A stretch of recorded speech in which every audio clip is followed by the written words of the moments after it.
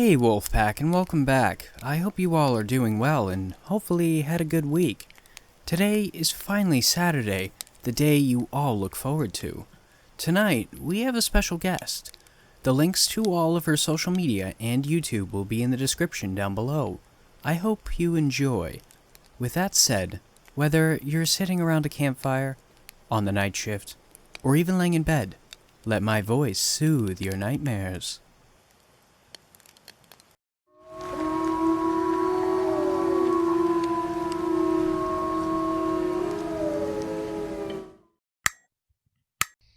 You can call me Frank, or Frankie. Neither one is my real name, but I've always liked them, you know? Sound like names you'd give a real person, but I'm not a real person. I'm a dead person. Not literally, of course. Not figuratively, either. I guess it's confusing, but I just know that when this quarantine lifts, when all of this is over, I'll be dead. Can't tell you how. Can't tell you why. It's just one of those things. Minnie, that's my girlfriend, told me it was lucky that we ended up in quarantine together. Silver lining, she called it. I'm not so sure anymore. She was nice to have around for a minute, you know? But the closer you get to know someone, the more you realize that you secretly hate them. That wasn't true for Jason, though. He was my best friend. He has been for the better part of 2 decades. Didn't see that changing, even when stuffed together like sardines in a can, even with a dead body on the street. Jason and I worked at the same company. Won't say the name because of the NDA, but they set you up at the house I'm currently occupying. I say occupy because in a very legal sense, we're not actually allowed on the premises anymore. But given of the whole end time situation, and we can't really go anywhere else either, it's a catch-22. You know what it's like out there. You've seen it. The paranoia, the self-preservation, the true face of humanity. That's no environment to go apartment hunting in. We've gotten to know a few of our neighbors pretty well, even though we've only been here a few months. The dead body on the street is Phyllis, our neighbor directly across from us. She clocked out a week shy of her 76th birthday. Sweet old lady, really. Didn't deserve to go out like that.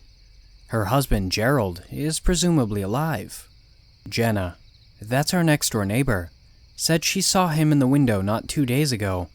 He looked pale and confused, she said, but seemed healthy given the circumstances.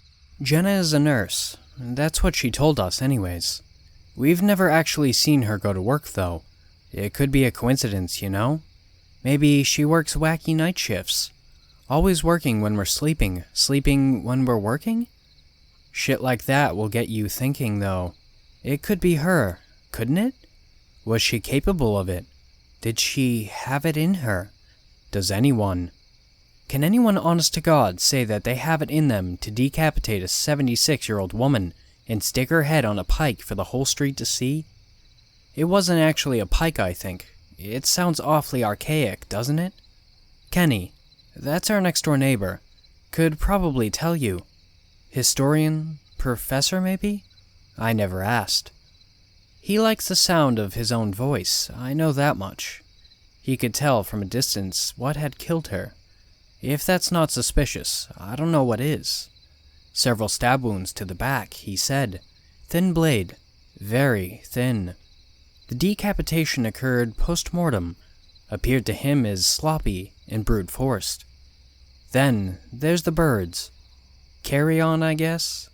Turkey buzzards according to Kenny, pecking at poor Phyllis's carcass ceaselessly, surreal and very grotesque, like some painting by Hieronymus Bosch or something.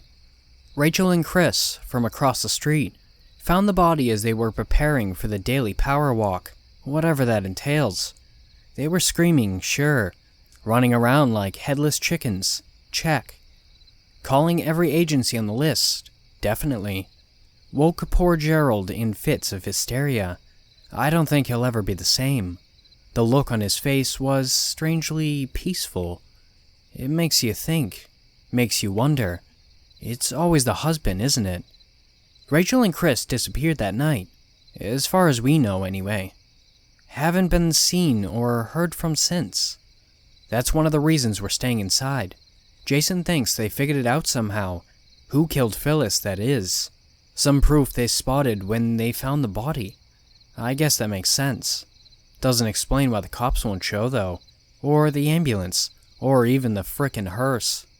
Or anyone at all, for that matter.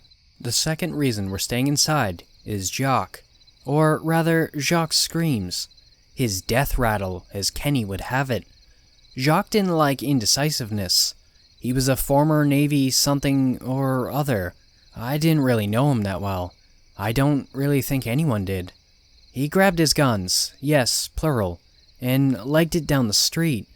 The moment he disappeared behind the corner of Mrs. Jenkins' property, we heard a horrifying screech.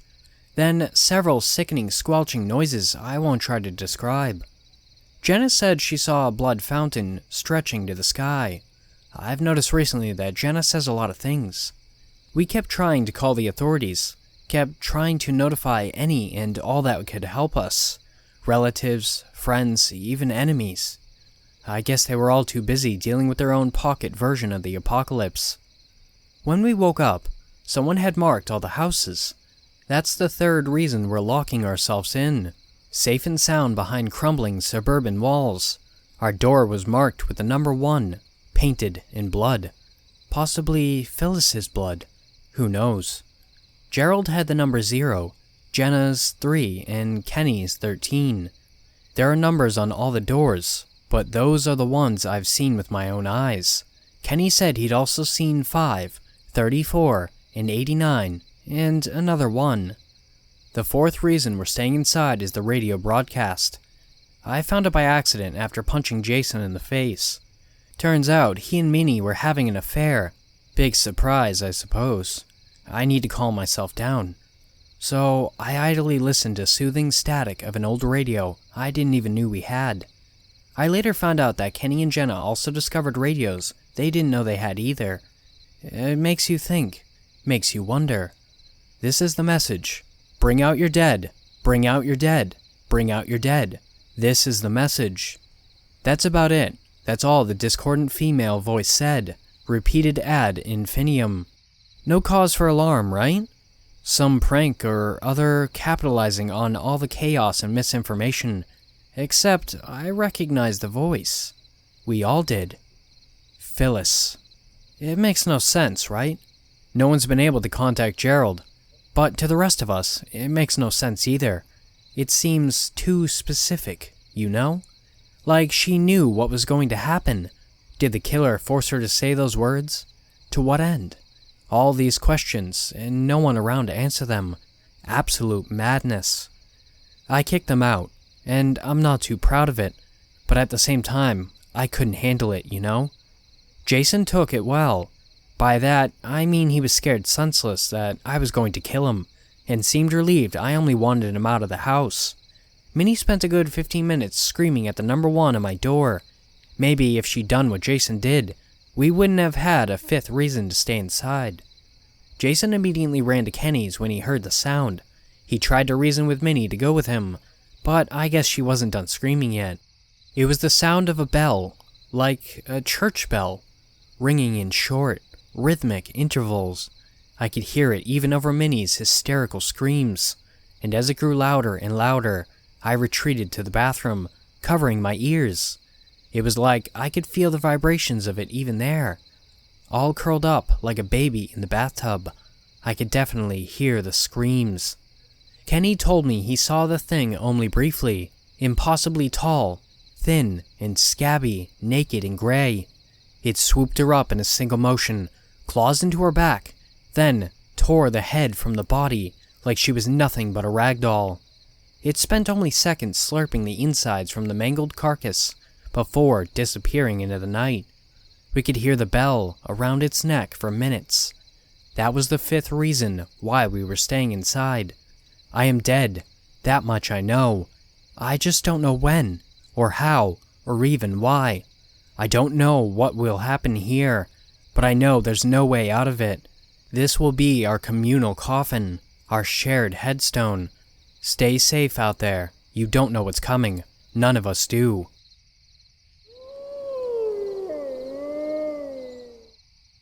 Do you love your family? But do you really? Think about it and take a moment to walk with me. Family is forever. Family is a group of people that are supposed to love you, guide you, and protect you. So people have said. Family is bound to you for eternity by blood, with how many people that had come together to make you. Just you. You're drowning in blood, sweetie, and so am I. My family was on a different level. My father was a car salesman who got high off a crack cocaine and screwed his co-worker, smiling in the faces of his neighbours who whisper about his sexuality behind his back, while he's thinking he has everyone fooled. Idiot. My mother wasn't innocent. In fact, she was worse than my dad. To everyone else, she was the unassuming second-grade teacher who went to church every Sunday and attended a book club with her friends. Liar. She was in fact horrible. A righteous bitch who would get friendly with her brother after her husband went to sleep, beat me with her precious brown leather Bible in hand whenever I took too long doing the dishes, and lock me in the basement for hours and hours. She once left me in there from the crack of dawn to the middle of the night, and when she let me out, she smiled in my face and said to me, "I honestly forgot you were there." I begged for food, but she told me it was too late to cook, and she shouldn't have to waste food on me. Waste? My older brother got the better treatment from my family. My father and mother didn't beat him like they would me, and they didn't starve him like they would starve me. He stayed in his room on his computer, sometimes shirtless, while he talked smoothly to some man or woman on the other side of his camera. The money he got for his cam sessions got him weed, white rum, and a car that he didn't have a license for. He had bought it second-hand from a friend somewhere in Chicago, and regardless of the law, he would take it out to practice. He didn't care for my curled-up, screaming and scared self, who he threw into the trunk of his car. He would drive around for hours and speed up when he saw a speed bump in the road, then laugh as he heard me cry in pain. That's how I broke my arm. This was all before I turned 7, just so you have a better image of how messed up this story gets. Are you ready? It was a cool Tuesday afternoon. My backyard was covered in leaves of seasonal colours, orange, yellow, red and brown. I had just turned 15 and it was the middle of autumn. I was alone as I sat on the back porch steps, but not just alone on the steps. I was completely home alone. It was so peaceful, the kind of peace you wish would never go away. But good things never last long, do they? I could hear my mother's heels clicking up the sidewalk as she got to the house. Her loud laughter let me know that she was on the phone, as she only ever genuinely liked talking to one person on the phone, my uncle. With her keys jingling in the lock, it was such a smooth transition for me to close the back door and hop up to my bedroom. Now my house had no pictures. The walls weren't ever decorated with anything, and it always smelled of something foul. No one in this house ever thought to make memories. Everyone was too busy trying to forget. But forget what? It's not like they've been suffering. I've been the lightning rod for them for as long as I've been breathing. But there is no pity for me, just abuse. Passing my brother's room, it now had the permanent smell of weed and burnt rubber. I made sure to move quickly and quietly when I passed his room, as his attention on me, that I had learned over the years, was never good. How do you explain to someone that you've created tactics to move around your house just so you won't have to be noticed by your family? All for the sake of your own safety, your life. How do you explain that? You can't. Or at least that's what you're taught when you're young. Your mother scolding you for tattling and telling you to keep your mouth shut. Whatever happens in the family stays in the family. Snitches get stitches, my brother would say. I hated my brother. I would always have to escape to my room whenever they came home. I would always have to hide, listening carefully at the door for anyone in the hall so I could run to the bathroom without being noticed, and watching which floorboard I stepped on at night on my way to the kitchen, sleeping with my alarm clock under my pillow to get an earlier start so I could avoid everyone else, and taking showers at the break of dawn where everyone was still too deep in sleep to be disturbed by the sound of spraying water. When they were home, there was no such thing as peace, but I will get to the point. That Tuesday night was the night that my worldview changed entirely. Humans are naturally wired for survival. You do what you must to keep breathing, but you can only handle so much before you snap. My mother had decided to throw a party. It started from the middle of the afternoon and went on late into the night. My father, mother, and brother all sat in the living room with our neighbours, and looking at them you could almost trick yourself into believing they were perfectly normal. They laughed and smiled politely, and they entertained their guests as everyone drank and ate gross goat's cheese on saltine crackers. But of course I knew better. My father wasn't fooling anyone with that long sleeve he was wearing. He was trying to hide the point of entry, all while looking sleep-deprived and waifish. The veins at the side of his forehead were bulging with the need to run to the bathroom and just do one more line. My mother's liver was giving out. She was once skinny with gentle curves, like a supermodel, if she twisted her body in the mirror long enough to fool herself. Now she was as bloated as a whale. None of her clothes no longer fit, and she had to go out and buy a new wardrobe. My uncle was sitting next to her, but he entertained her neighbour from next door instead, laughing flirtatiously and laying his hand on her knee. Our neighbour flirted back with him, tossing her hair over her shoulder and batting her eyelashes. Our neighbour was married to a Marine. And my brother? Sitting with his friends, all drinking beer and talking as if they had anything to talk about. None of them had jobs. None of them had families to take care of. None of them had shit to do with their lives except mooch off their parents. They could only talk about memories from high school, which quickly got them bored. Then they were reduced to only sitting in silence while everyone else talked to them about their own lives. I just sat in my room, avoiding them all. Those idiots, sadists, adulterers and liars. Every one of them is the next person's paramour in one way or another. By the time the party had died, it was 12 o'clock. I knew it wouldn't be a good night based on how hard my mother stomped up the steps. I saw from my window my uncle escaping to my neighbour's house, his hand on her ass as she giggled drunkenly. My mother had fallen out of favour. Funny. She screamed my name and demanded that I come and clean up her mess.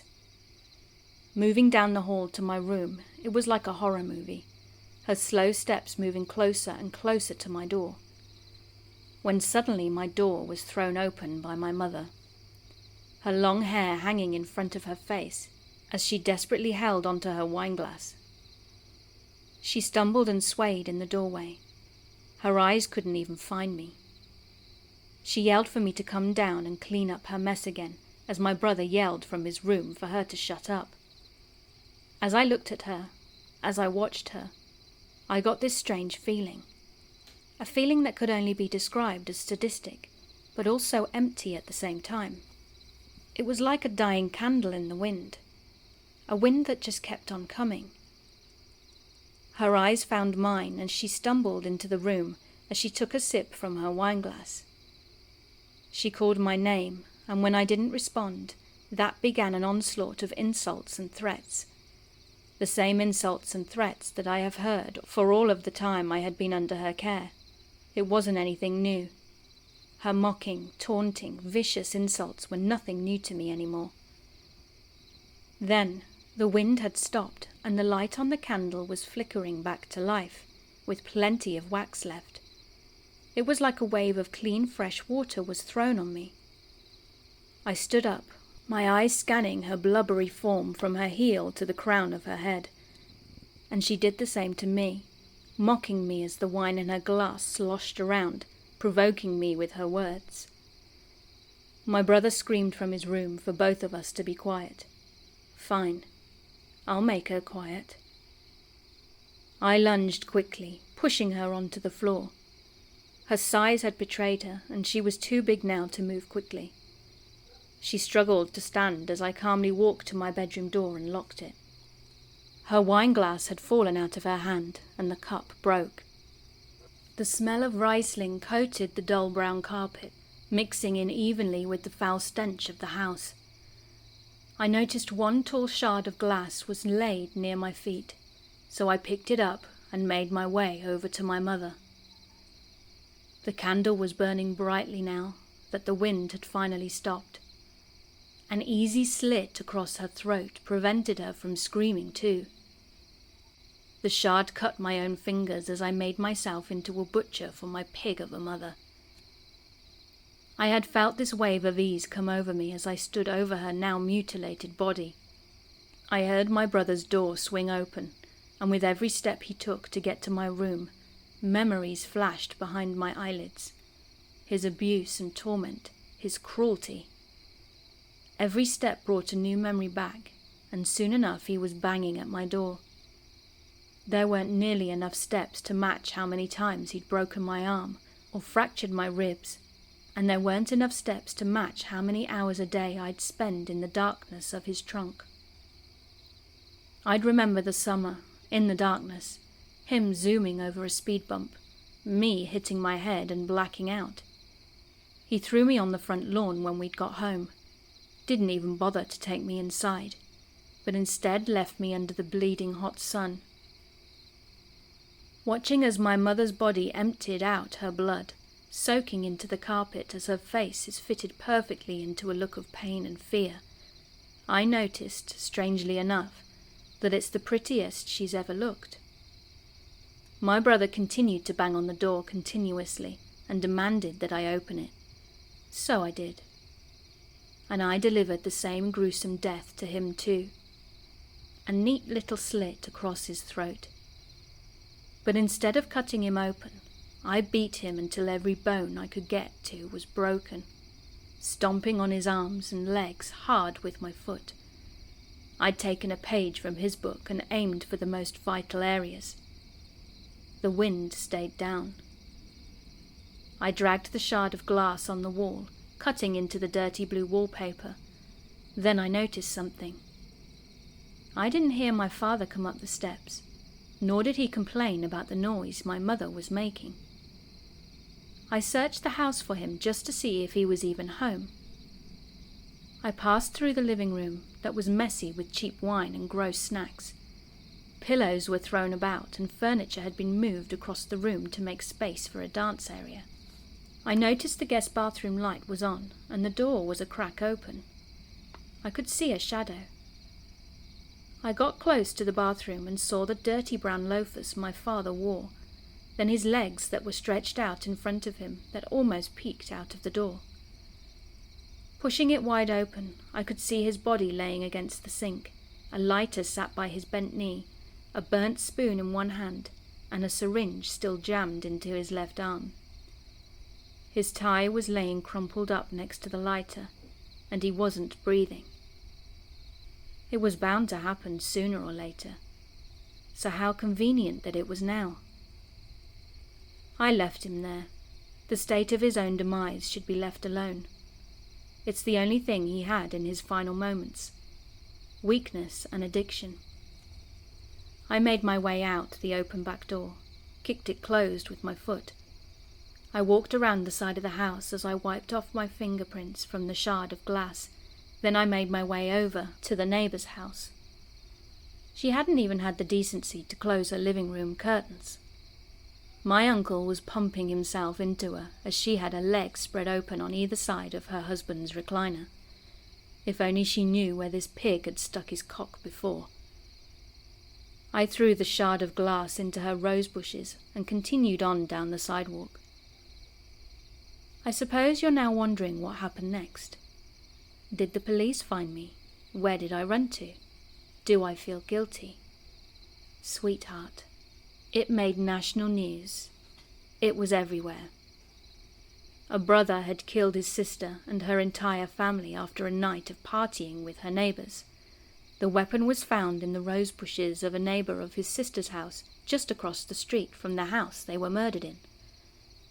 Both their faces were plastered on the 5 o'clock news. He pled his innocence, but texts between him and his sister were leaked, and their incestuous relationship was revealed to the public. The neighbor wasn't off the hook either. The police guessed that he'd killed them out of rage and jealousy some time after the party, and went to go make a victim of the adulterous neighbor lady. It's amazing how easily people can be fooled. It's also amazing how easily someone can obtain a fake ID, a fake birth certificate, and a fake passport. Cutting hair is easy as well. Isn't that what people do anyway when they want to feel like a new person? Now for the last question. Do I feel guilty? No, absolutely not. In fact, during the whole ordeal, from pushing my mother to the floor to walking off into the night, the only thing I could feel was relief. It's the feeling of being raised in a cage and then finally breaking free. Sweet, sweet freedom. So no, I don't feel the slightest bit guilty. Never even for the neighbor lady who made a stupid decision and cheated with the wrong man. I do not feel guilty. Besides, if you had the chance to kill your demons, I'm sure you would do the same. And you're already drowning in blood. What's the difference if you spill more?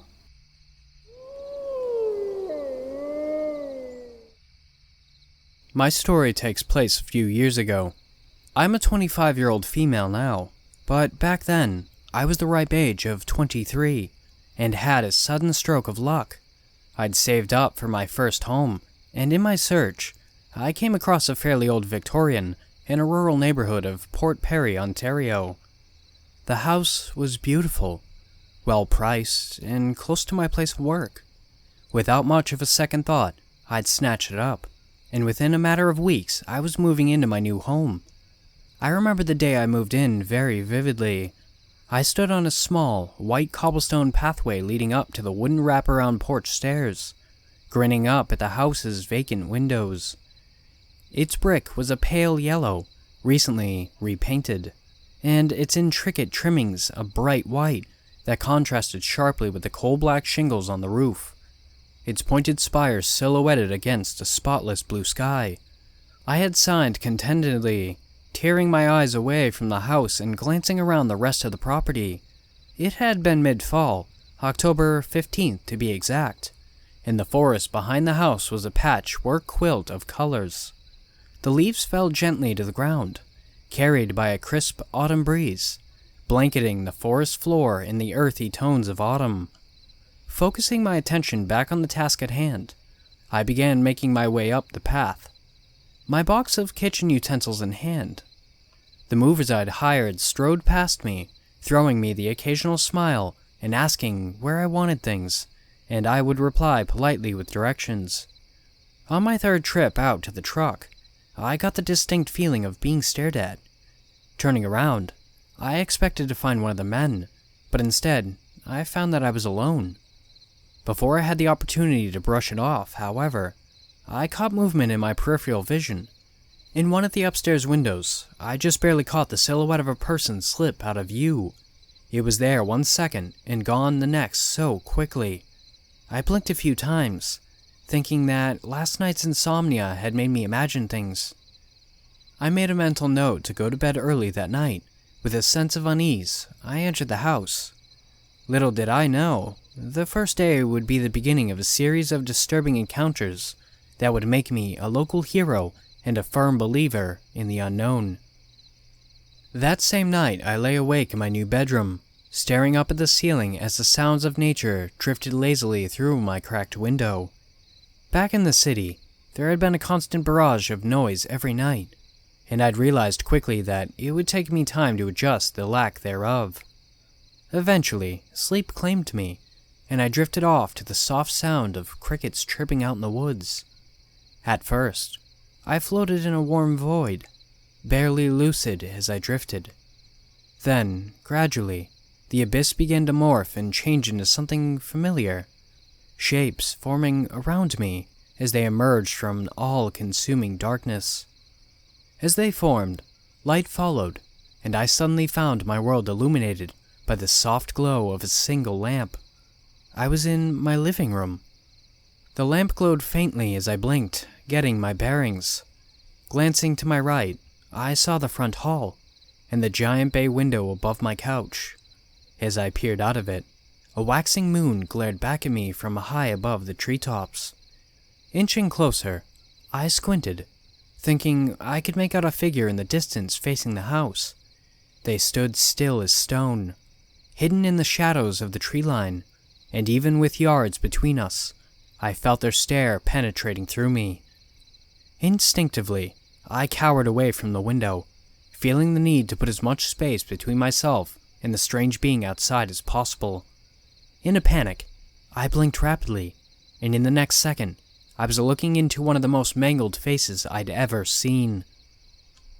She stood at no more than 4 feet, her skinny frame draped in a blood-soaked nightgown that upon closer inspection, I believed had once been a crisp white. It was torn and muddled in certain places, as if she had recently clawed her way out of her own grave.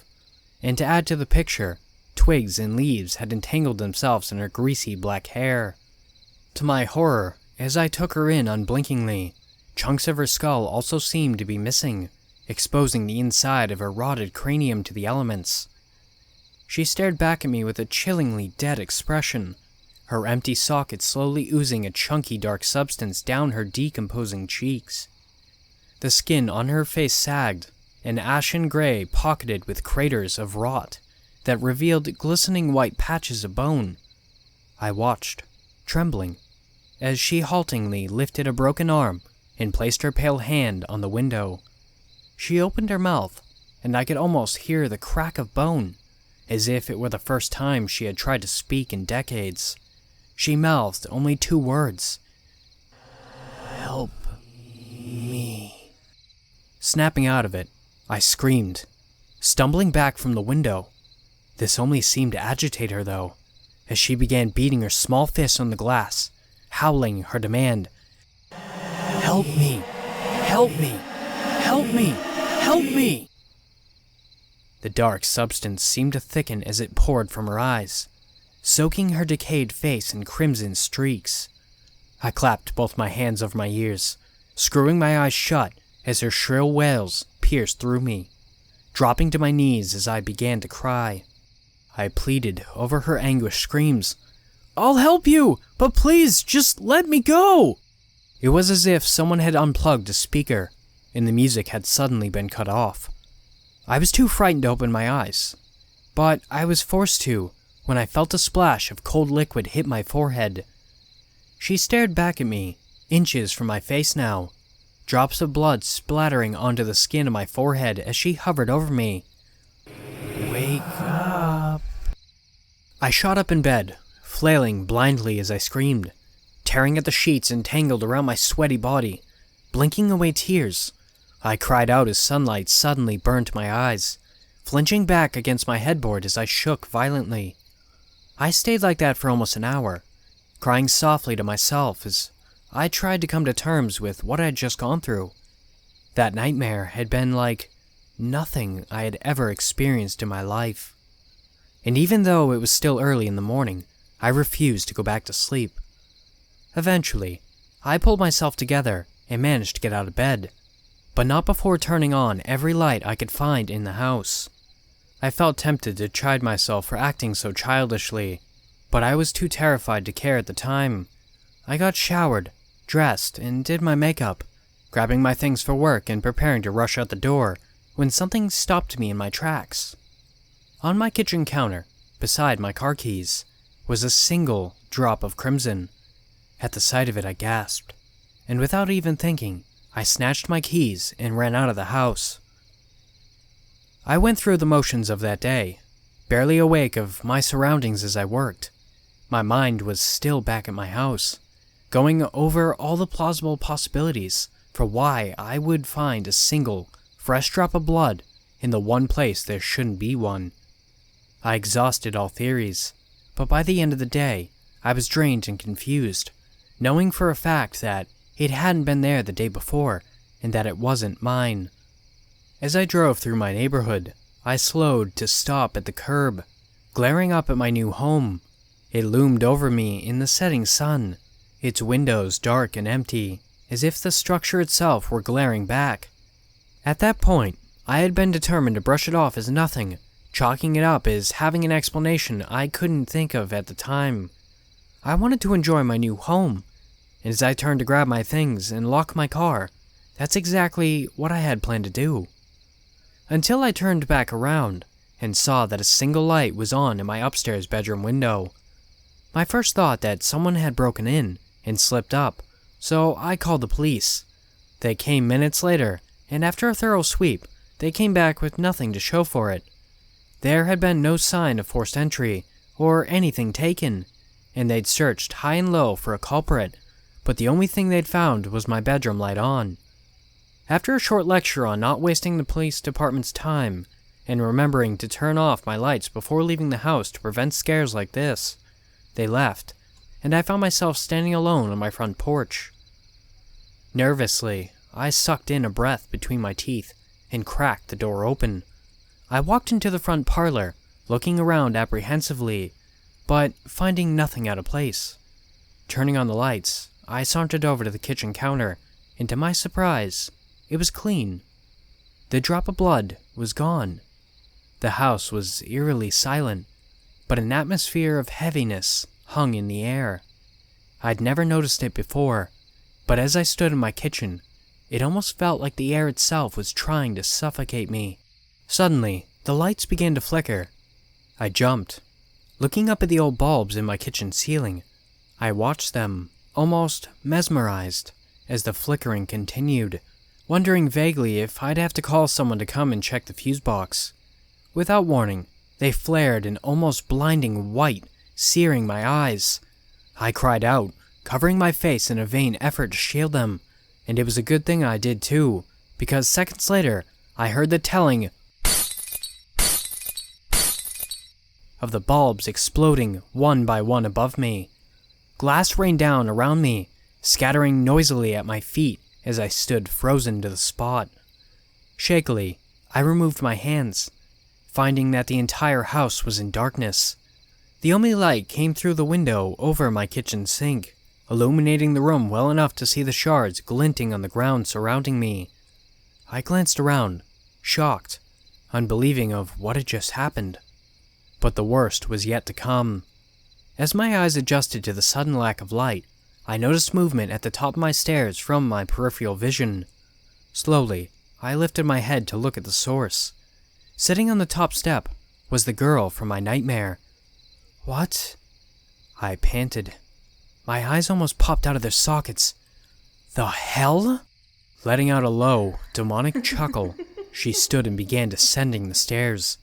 Clutching the banister in her splintered hand, she began to speak. "You," she hissed lowly, her empty eyes burning into mine, "have not kept your promise to me." Rooted to the spot, all I could do was shake in terror. "You have done nothing to help me," she continued, growing closer and emitting a kind of rage a small child shouldn't be capable of. "You chose to forget me today, just like everyone else." I'm so sorry," I croaked out, tears cascading down my face. "Please, just don't hurt me." She stood in front of me now, the only thing separating us being a foot of kitchen tile. She was noticeably shorter than me, being that she was so young, but somehow I felt like the child standing before an authority figure. She stared up at me silently for a moment, her ashen cheeks glistening with slowly dripping blood. The droplets hit the floor between us in the deafening silence, splattering softly on the ceramic. With each drop that hit the floor, I flinched. "I will give you one more chance," she said softly, her bloody sockets unblinking. "Find me." With that, she vanished, leaving me alone in the darkness. Not wasting any time, I broke out of my paralysis and bolted out the door. Glass crunched underfoot as I ran, tears streaming down my face, until my feet hit the pavement and I practically flung myself onto my car's driver's side door. Hyperventilating, I nearly yanked it off as I threw it open and climbed inside, slamming it behind me. In the silence, I trembled, gasping for breath as I struggled to regain control over my breathing before I passed out. I stared down at my hands with blurry eyes, gripping my steering wheel so tightly in my fist, my knuckles had gone a painful-looking white. It could have been 20 minutes to an hour before I had the courage to start driving. When I did, I was still in a daze, unsure of how to think or even where to go, until I pulled onto a quiet street, spotting a dingy old motel on the corner. Knowing I would rather spend time with roaches than whatever was in my house, I pulled into the parking lot. I got out, paid, and took my meager belongings with me into my room.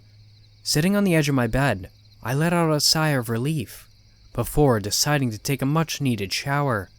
In the shower, as I lathered my hair with cheap complimentary shampoo, an idea occurred to me. The ghost, or whatever she was, had wanted me to find her, so that could only mean that she'd been someone at one point, maybe even someone with a loving family. The more I thought about it, the more I wondered if something had happened to her in that house. After getting out, wrapped in a towel, I sat on the edge of my bed drying my hair. Glancing to my right, I noticed my work laptop, and on a whim, I opened it up and began to do a search on the house. To my surprise, the first thing that popped up was an article. As I read, I paled more with every sentence. In the article, it talked about the previous owners of my house. They had been a family of 4, a husband and a wife, with 2 young children that smiled happily for the camera in the picture provided by the article. At that time, the oldest was a 17-year-old boy named Jonathan, and his younger sister, Madison, had been no more than 5. I gasped loudly as I saw their daughter, recognizing her right away. It was her. According to the report, Madison had been declared a missing person when she mysteriously vanished from their home's backyard almost 13 years ago. The family had been beside themselves, and her older brother, the last person to see her alive, claimed that a man had approached them and had lured her away into the woods behind the house. Although they had searched the surrounding area tirelessly, they had found no one with the description the brother had provided and turned up no sign of Madison. Eventually, with no leads, Madison's case had gone cold and was forgotten. With a shaking hand, I covered my mouth, tears pooling in my eyes for the second time that night as I recalled her words. "You chose to forget me today, just like everyone else." "No, Madison, I won't forget you like everyone else," I whispered into the silence, a sudden surge of determination bringing me to my feet. I stared down at the innocent fate of the girl on my screen, a fiery rage swelling inside of me. Whoever had taken that smile off that child's face, I thought angrily, would finally answer to the justice for their heinous crimes. Closing the lid of my laptop, I went to get dressed.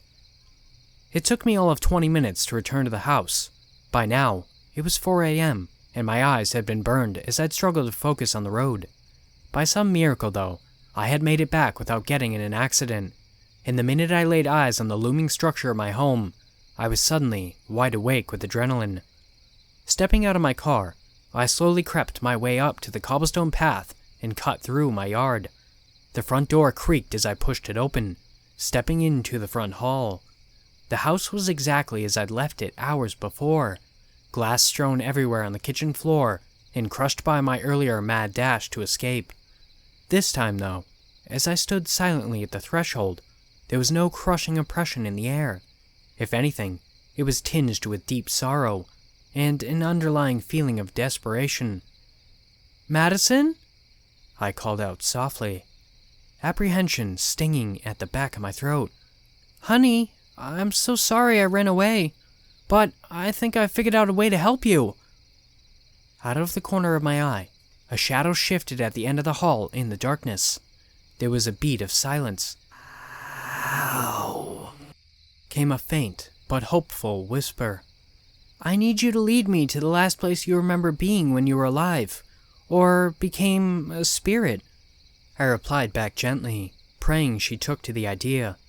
Slowly, she lurked towards me from down the hallway.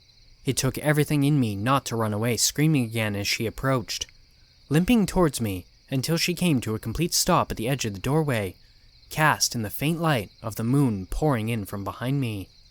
Shadows much darker than I felt they should have been stretched across her disfigured face and body, giving her an almost demonic appearance. But I knew better. Swallowing my fear, I spoke. "Let me get a shovel and a compass, and I promise, Madison, I won't stop looking until I find you." She smiled at me with a mouth full of bloody, broken teeth. "Finally." Never in my life did I expect to be following the ghost of a dead girl through the woods at night. I have to admit, I had felt like some kind of bizarre nightmare at the time, but as I trailed after her, I pinched myself repeatedly, but never managed to wake up. I wondered vaguely if that was how it felt to her for the past 13 years. This thought propelled me forward into the cold night, my breath coming out in foggy puffs as I kept pace with her distance. She was only a few feet ahead of me, the slim silhouette of her back a beacon in the darkness that engulfed us. We could have walked for an hour or more by the time we'd arrived, but the night showed me no sign of fading.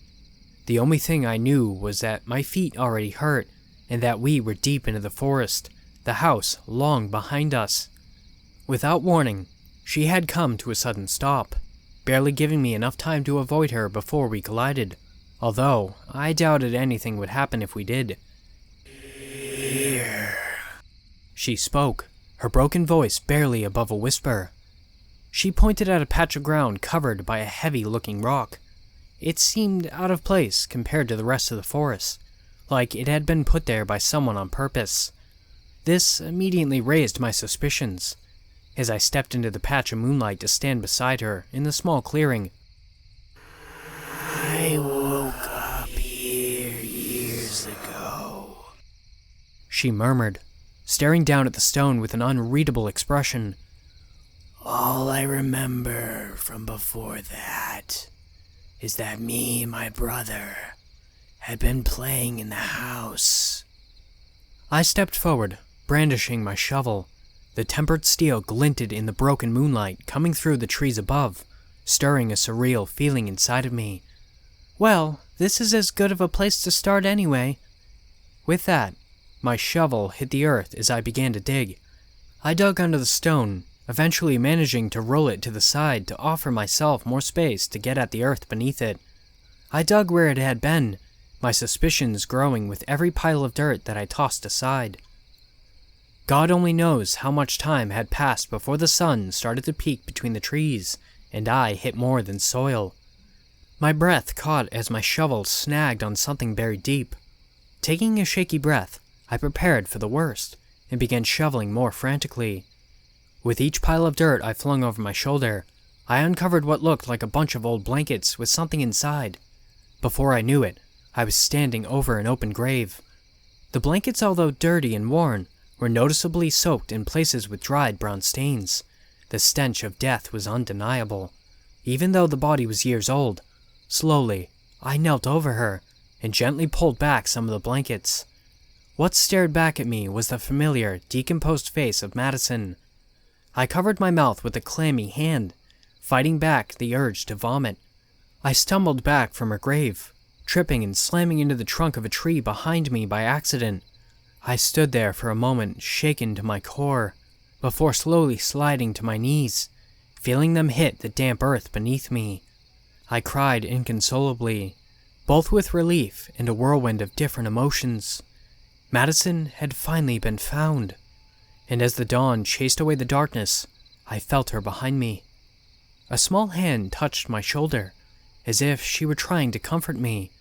Not daring to look up, I spoke a single sentence. "I found you." Not long after I found Madison's body, the truth of her death finally came to light. Her skeleton was exhumed from its grave, and her case was reopened. I was questioned by police, and with nothing up my sleeve, I told them the entire truth. In the end, they had no choice but to accept my testimony, but not really.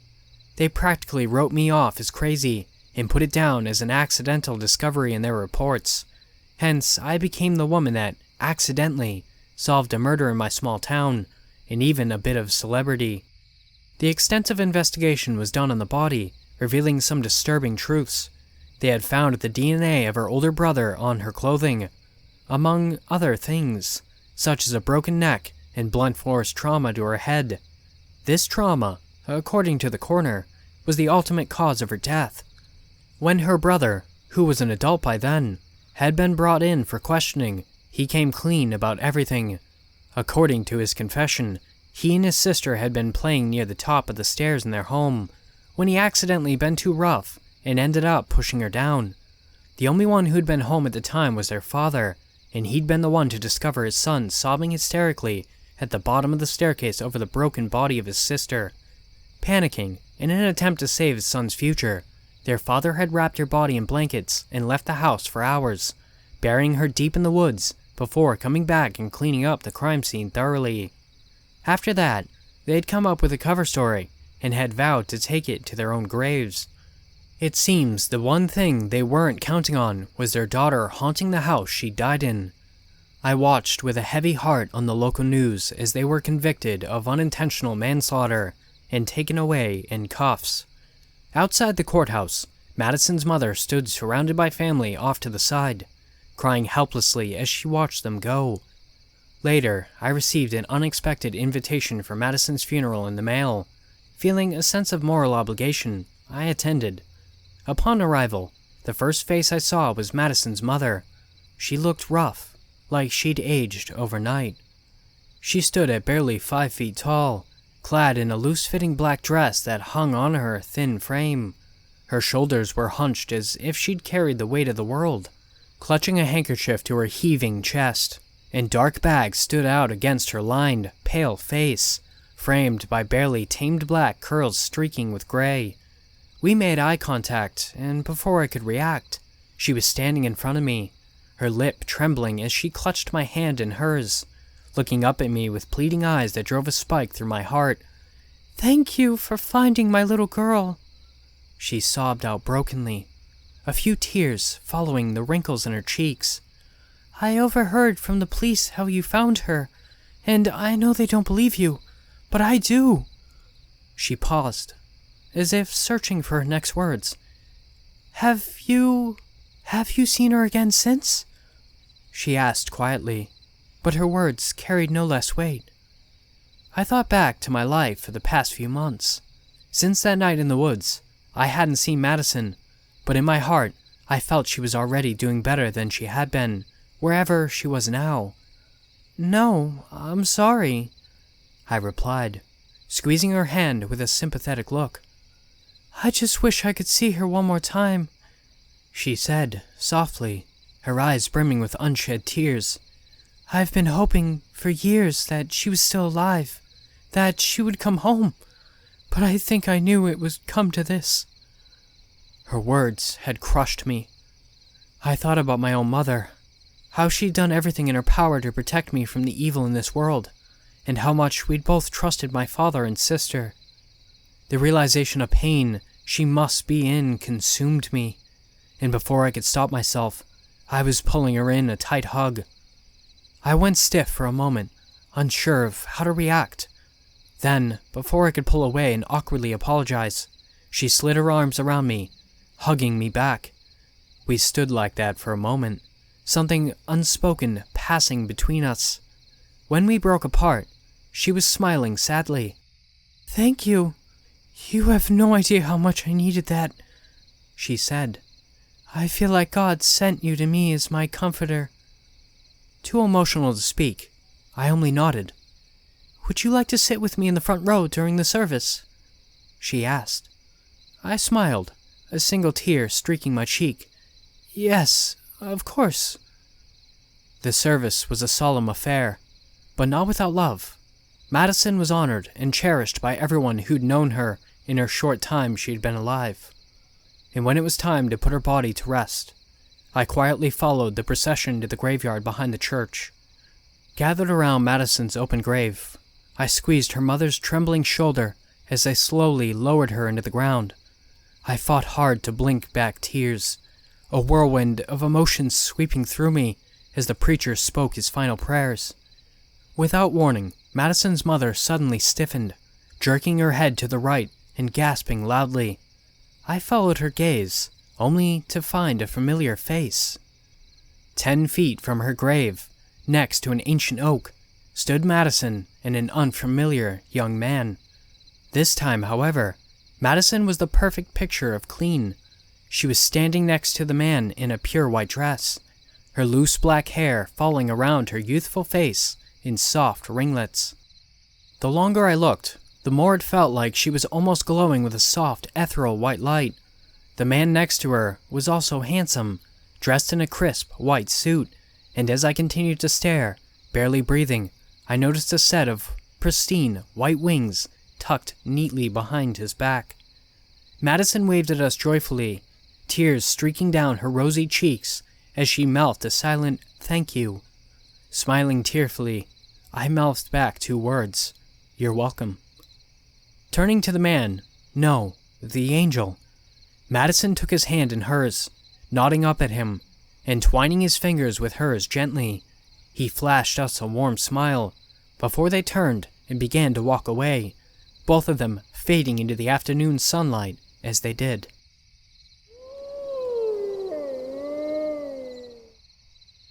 I work in your classic, boring, old corporate office. If you were to visit my place of work, you'd find me at my desk typing away at a computer and printing out papers for hours on end. Boring stuff. I don't have a very glamorous life, but I don't care much. All I ask for is an average life of Excel spreadsheets and to be able to browse Reddit on my breaks.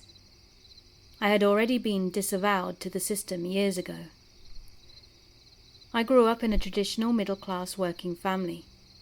I knew that I was doomed to spend my adult life working away as a simple cog in the corporate machine. I had accepted my fate long before, and if you couldn't tell, I haven't ever been very aspirational. I could see that my co-workers didn't share my apathy, and they felt slightly uncomfortable with their position in life. There were 2 types of people. The ones like Chris, a salesman who believed that they could eventually get out of their depressingly boring position in life. Unfortunately, though, for Chris, he was turning 35, and he appears to be stuck in this life. Nonetheless, he keeps up hope. The second type of people felt more uncomfortable with their life than the first type, and so they tried to justify the feeling of hurt and injustice they felt towards their position by placing their trust in the hands of a higher power. Sarah was one of these people. Sarah was a devout Christian mother of 4. You could tell she didn't like how life had turned out for her, but she said she trusted and followed the plan that God had set out before her. Then there was me. I suppose I seem either narcissistic or nihilistic in my assessment of the world. Perhaps it is naive to not consider myself one of the masses. I guess I'm an adult emo. Nice. Today was anything but average. I woke up ready to face another day of slaving away for corporate, and I went about my morning routine as usual. Halfway through breakfast, I was checking my phone when I noticed that I had a voicemail. I had no idea I had missed it. I saw that it was from my division director. It went a little something like this. Hey there, James? Right, yeah. This is Jerome. Come in for a meeting at 12:30 or so. You can take lunch after. All right, cheers. I could tell that he was drunk, very drunk. This was very shocking for me, as Jerome was the symbol of corporate pride. Jerome was the exact stereotype of someone in his position. He was a typical wannabe yuppie. His ego was immense, and wrongly so, as he probably made only a little more than the rest of the workers in our office. He wore perfectly ironed suits to work every day. His hair was always slicked back, as though it was still drying. Think of an upper-class Patrick Bateman. Drinking to the point of drunkenly scheduling meetings was not something you would expect from a disgustingly stereotypic corporate lieutenant like Jerome. Despite all of this, though, I brushed it off as nothing more than an unusual occurrence, and I continued on with my day. But when I got to work, I discovered that these strange events kept occurring. Sarah, who was the secretary, seemed unusually reserved. She was always bubbly and bright. Her cheery disposition was usually a stark contrast to the apathetic feel that the office building gives off. Not today, though. She wore a long expression on her face. Her wrinkles and the other indications of her age seemed more pronounced than usual. She was pale and appeared as though she was ill. It was quite concerning, actually. Usually, Sarah would flash you the biggest smile you've ever seen, and then say something along the lines of, "Have a blessed day, dear," or some other cheesy Christian well-wishing phrase. Even if you weren't religious yourself, you feel how much love she had put behind her kind words. But today she was much, much different. It took her a while to spot me. Her desk was in disarray, which contrasted heavily to her usual obsessively neat tendencies. She was shuffling through papers when I walked by, and out of habit I walked slower. I usually did this to hear one of her nice remarks, but she still didn't notice me. Concerned, I decided to say something. "Hey, how are you doing this morning, Sarah?" I asked, putting extra cheer in my voice in an attempt to seem kinder than usual. She was taken off guard by my question, and she looked around in confusion, until finally she realized where I was standing and looked at me with a mildly bewildered expression. "Sorry, I'm busy preparing for this afternoon's meeting," Sarah said in a zombie-like tone. I was not prepared to give up trying to talk to her so easily, so I continued on. "Oh, that's a real meeting? The call I got seemed like Jerome wasn't in the best headspace, you know?" She gave me a blank stare, and it chilled me to my core. It was not the stare of a tired employee, but something much, much more horrific. I couldn't tell you exactly why, but the look in her eyes, or lack thereof, absolutely terrified me. Behind her cold, dead eyes I could see nothing. It was like staring into an emotional abyss. In the practical sense, her eyes weren't unusual at all. The colour was normal. Her pupils didn't seem dilated, and nothing was inherently odd about them. Just something seemed inhuman about them. After a solid 5 seconds of eye contact and no words being exchanged, I gulped down the scream that was building inside my throat. "Good talk, Sarah," I said, before quickly walking to my desk. I got straight to work, rather than procrastinating like I usually would, out of pure fear, I guess. After my absolutely lovely exchange with Sarah, I was just about done with human interaction for the day. So I tried my best to avoid all of my co-workers. These efforts were in vain, however, as just 10 minutes after I had set upon doing my work, my co-worker Chris leaned over my cubicle wall to speak to me. I had learned my lesson the first time and completely avoided looking him in the eyes. "Hello there, Damien," he said in his deep, booming voice. Chris was an odd fellow. He was always the ambitious type. He figured that he could be a movie star, and he probably could have, had the circumstance been right. He was incredibly handsome and charismatic, as well as dramatic. If one was to mention Chris, they would no doubt mention his speech habits. His words were carefully selected.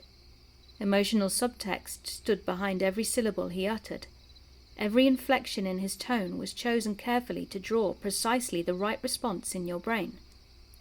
I really believe that had the situation been different, he would have gone far. But the cards were stacked against him. You could blame it on a multitude of things. He was born in the wrong city. He had a family he had to provide for. He was aging. It doesn't matter what the ultimate reason for his normal life was. It was just depressingly, crushingly, heartbreakingly normal. Many of the ladies in the office would fall head over heels for him, mostly the younger types who were temps and didn't stay long. The only person I know to have feelings for him in the past and still work at the office is me. I'm gay, and at the time I had feelings for him, as I was still in the closet and denying my homosexuality, so I didn't really indulge my feelings. He was straight anyway, as far as I know, so getting hung up on him seemed pointless. I got over him eventually and continued on with my job.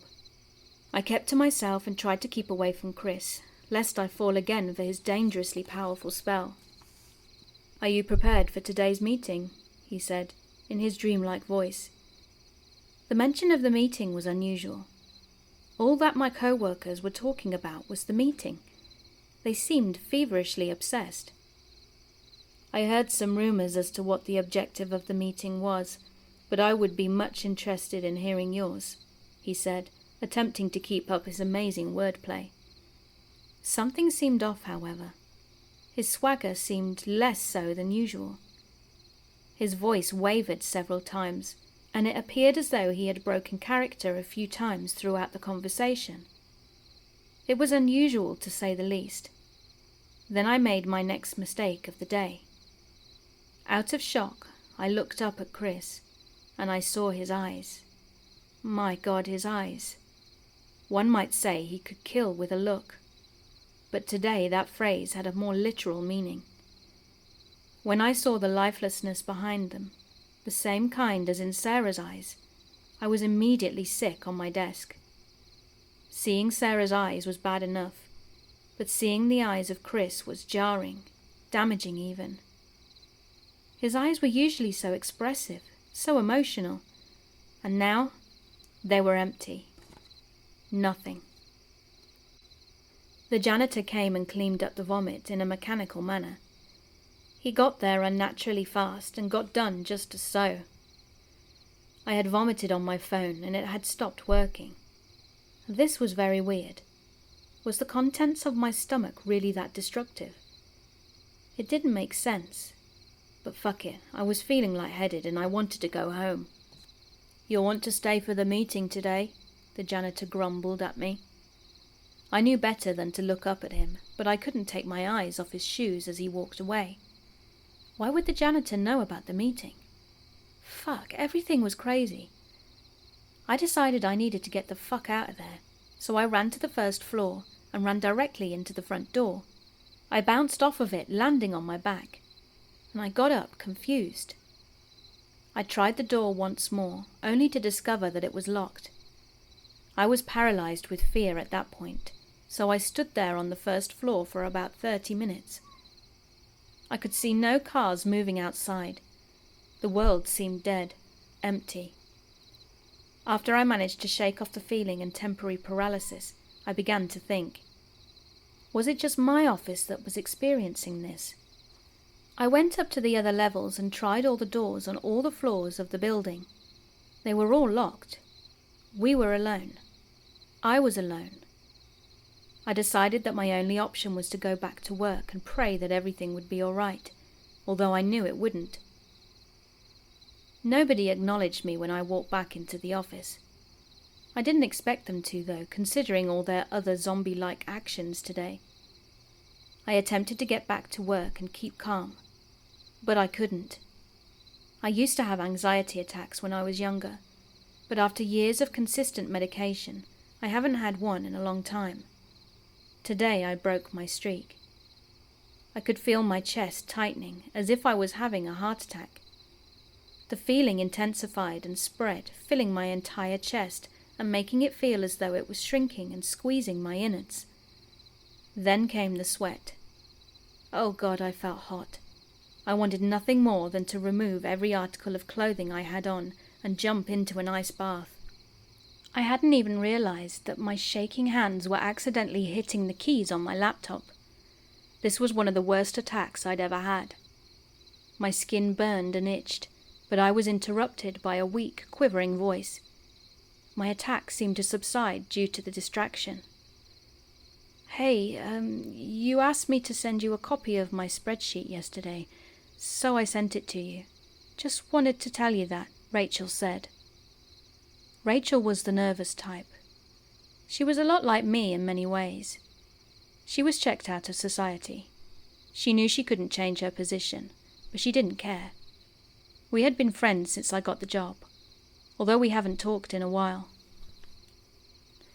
I mistook our friendship for feelings of attraction, and so did she. Due to the suppression of my homosexuality, I really didn't understand what the attraction was, and stupidly, I got into a relationship with her. We were together for about 2 years before I finally ended things. She had fallen madly in love with me, but my feelings hadn't changed much since we started dating. Sure, we strengthened our bond, but I had no strong feelings when it came to our relationship. I wasn't interested in sex at all with her, which was a major problem. Eventually she asked me to marry her, and I didn't say no. She was beyond happy, and I was indifferent. After pushing off the wedding several times, I realized that I couldn't marry her, and that's when I realized that I was gay. She was heartbroken, but since she was the non-confrontational type, she took it quietly. I could tell that she was devastated, though. I really did love her, just not in that way. I still feel shitty for the way I treated her, so I have done my best to do whatever I can for her. Hearing her voice made me look up instinctively, despite knowing that I would once again find those cold, dead eyes. But to my surprise, her eyes were completely normal, the right amount of emotion that she usually had. She was normal. I stood up, grabbed her by the arm, and walked us to the stairwell. "Do you know what is going on?" I asked, trying not to shout.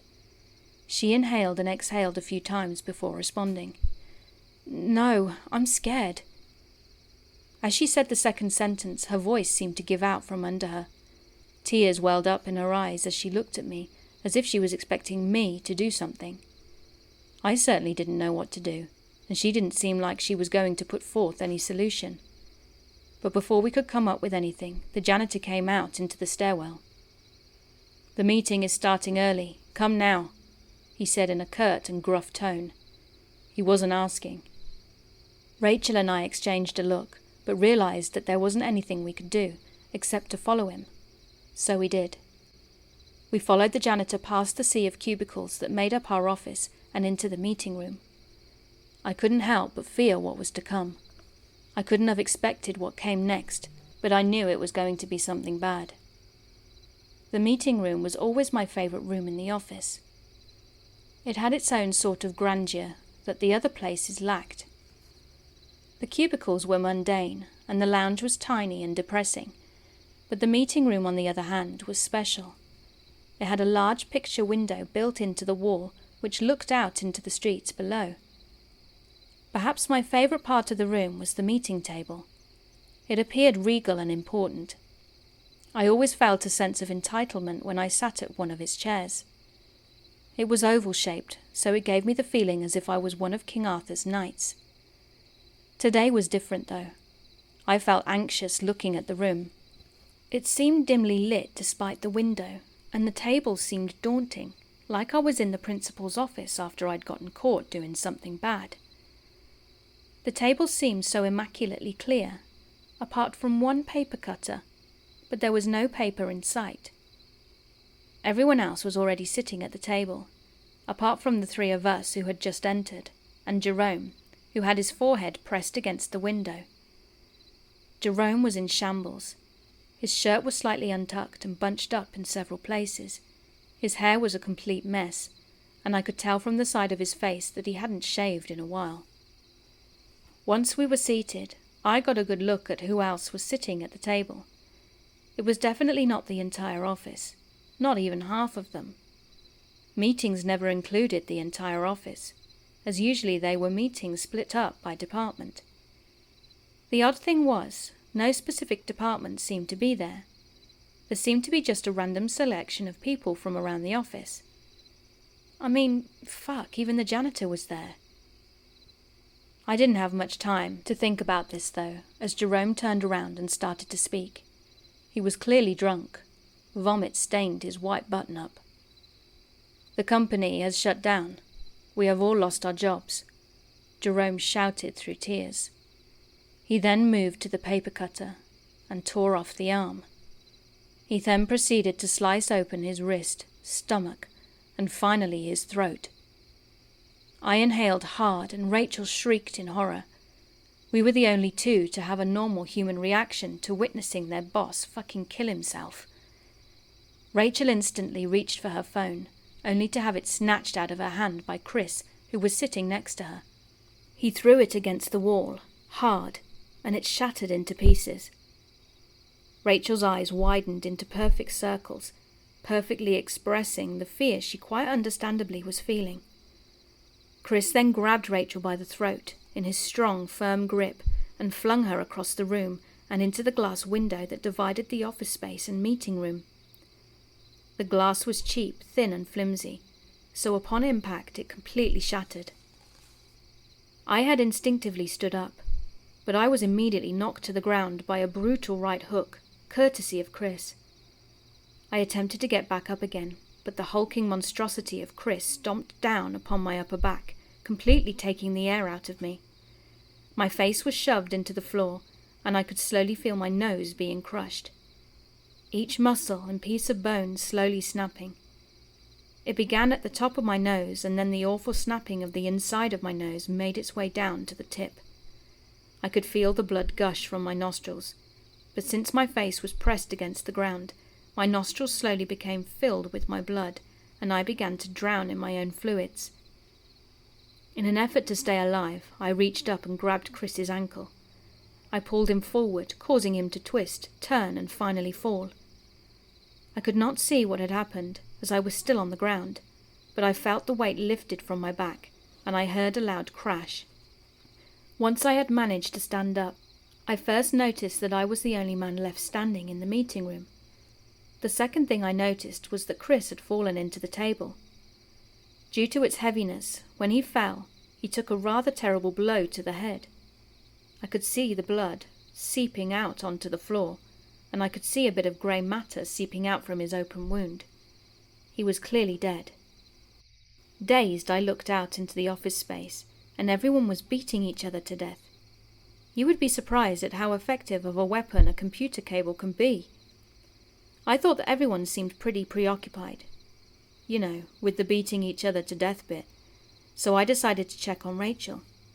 But as soon as I stepped out of the meeting room, I felt someone jump up onto my back. They were light enough so I was able to fling them into the wall of a nearby cubicle. The wall collapsed and I saw the janitor standing there. He had a screwdriver in his hand, and he had the demeanor of a person who was ready to shank someone. And unfortunately for me, I was that nearest someone. Then he jumped at me. He was a generally small man, standing about 5'4", and not weighing more than 130 pounds, so he appeared rather frail. Considering that he was quite elderly and small, but from many years of menial labour jobs, he was a force to be reckoned with. He was fast, and he was coming right at me. His knees stabbed into my chest, knocking me over. The screwdriver was thrust at my left eye, but by some miracle he missed the centre. However, I did get a nasty jab right into the top of my eyelid. The pure pain combined with the knees to the chest knocked me flat onto my back. He pulled the screwdriver back from my eye, which was now spurting blood straight into the air. Before the janitor could bring the screwdriver back down into my eye, something hit him on the side of the head and he fell to the side. My saviour continued to bash the janitor's head in with a stapler. Eventually she was satisfied and turned to me and reached out her hand. I had never been so glad to see Rachel in all my life. She lifted me off the ground and immediately tore off a piece of her sweater and pressed it against my bleeding eye, creating a makeshift eye patch. I wasn't worried about it obscuring my vision, as I had already lost all vision in that eye. I could see that Rachel was covered in blood, the majority of which was on her face, as when she bashed in the janitor's brains, some of his fluid sprayed out. The rest of the blood was in small cuts all over her torso and legs, no doubt from when Chris had thrown her through the window. We should, I started. Yeah, she finished. We had both silently come to the conclusion that our best bet of escaping was making our way down to the warehouse and using the large electric door used for getting large shipments in. We looked to the door leading to the stairwell and ran towards it. We figured no one would notice, but we weren't so lucky. Just as we made it into the door, we saw Sarah running towards us. Rachel raised her blood and brain covered stapler in defense, but to our surprise, Sarah went low. She rammed her head into Rachel's middle, tackling her into the stairwell. They were on the ground wrestling and scratching at each other. After getting over the shock, I stepped in, prying Sarah off Rachel. Too afraid of hurting the once innocent Sarah, I simply held her at arm's length. Rachel was much smarter than I was, though, and she wanted revenge. She charged at her, head down, just as Sarah had done, and knocked her backwards. The railing of the stairwell was unusually low, and Sarah was pushed back so hard that she fell over. Her body flipped several times until she hit the floor with a stomach-turning splat. I didn't dare look down the bottom for fear that my stomach would betray me. We started making our way down the steps until the intense lightness in my head began. I felt dizzy. It was from the blood loss, and I began to fall forward. My shin took a mouthful of the step I was on, but I managed to grab the railing before my head or neck could hit the ground. We walked slower after that. It appeared that no one was following us anyway, so we assumed it was safe to slow down.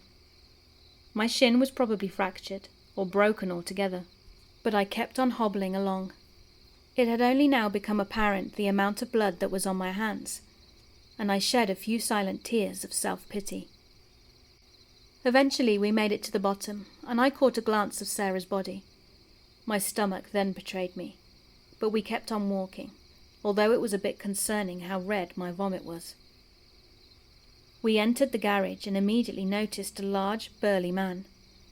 We could tell by his uniform that he was a warehouse worker. Most likely he was a mover, as he was fucking massive. We had to use stealth to take him down. I was not nearly in any kind of shape to be able to walk, let alone be fast enough to sneak up on a giant like this guy. We had to turn the key on the control console to open the garage door, and the Goliath was standing right in front of the console.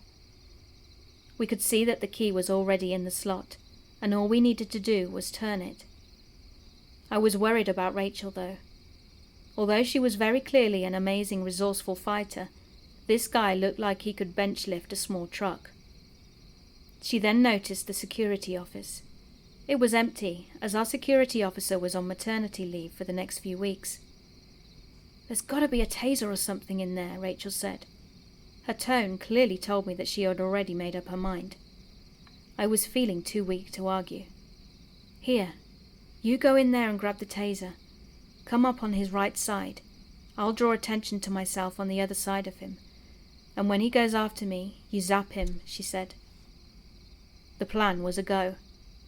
I hobbled over to the security office as Rachel went her way. It was musky, as all of the smokers in the office would sneak down there to get their nicotine fix whenever our security officer was gone. Then I began my search. I first searched through the coat the officer wore. No luck. So I then tried the desk. Bingo. I waddled back out of the office and gave Rachel the signal that I was getting him to position.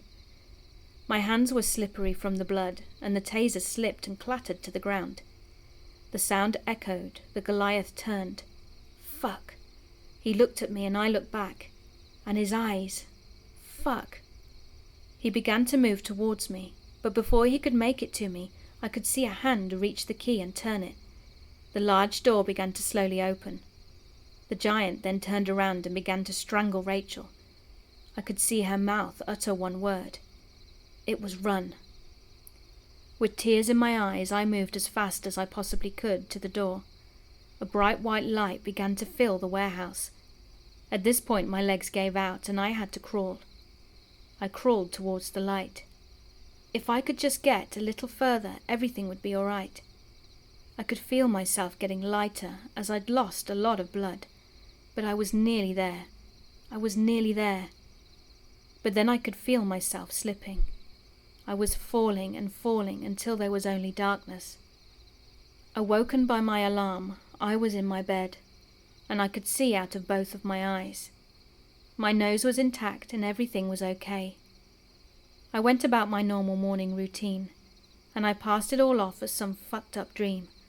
But you can clearly see that I have a reason to write this. You see, halfway through my breakfast, I checked my phone, and I had one voicemail. Hey there, James? Right, yeah. This is Jerome. Come in for a meeting at 12:30 or so. You can take lunch after. All right, cheers.